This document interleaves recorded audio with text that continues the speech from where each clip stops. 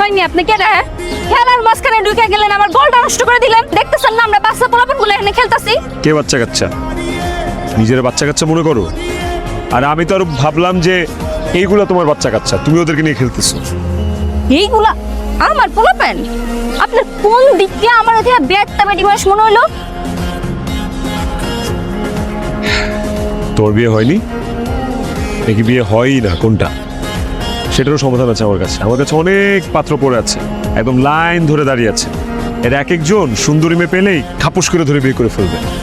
তবে এদের একটা ঝামেলাও আছে, এদের মধ্যে কারো কারো ভুঁড়ি অনেক বড়, কেউ কেউ টাকলা, চুল নাই, তো মালটু অনেক রিচ, অনেক বড় লোক, অনেক সুখে রাখতে পারবে তোমাকে।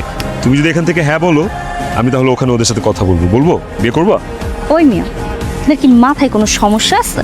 আপনি জানেন আপনি কার সামনে দাঁড়িয়ে কথা কইতেছেন? এই গ্রামের সবচেয়ে সুন্দরী অবিবাহিতা মায়ের সামনে এসে আপনি কুপ্রস্তাব দিতেছেন? ও বুঝছি, সুন্দরী মায়ের মানুষ পেয়ে নিজের সামলাইতে পারেন না, কথা পাওয়া যায় কিভাবে একটা বাহানা বানাই চলে আইছেন। আবার কুপ্রস্তাব দিচ্ছে আমরা, দেখছস না? আপনার আমি জেলে দিব। আরে আমি তো আপনার সাথে মজা করছিলাম।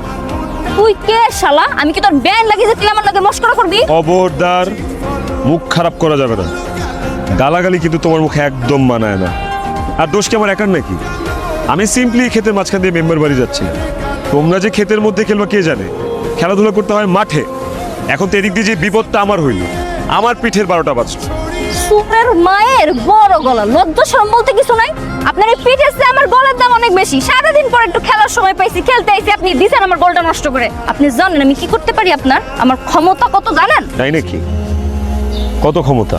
কেমন ক্ষমতা দেখি? আমার পাশের বাসার বান্ধবী, চাচাতো বোনের, খালাতো বোনের, ছোট বোনের জামাই পুলিশ। আপনার আমি জেলে ঢুকাইতে পারি, বুঝছেন? জেলে? কেন? আমার অপরাধ কি? আমার তো কোনো অপরাধ নাই। অবশ্যই করছেন, আপনি না করলেও করছেন। আমি কম মিথ্যা কথা, আপনি আমার কুপ্রস্তাব দিচ্ছেন, আপনি আমার নষ্ট করতে চাচ্ছেন, ঠিক কিনা?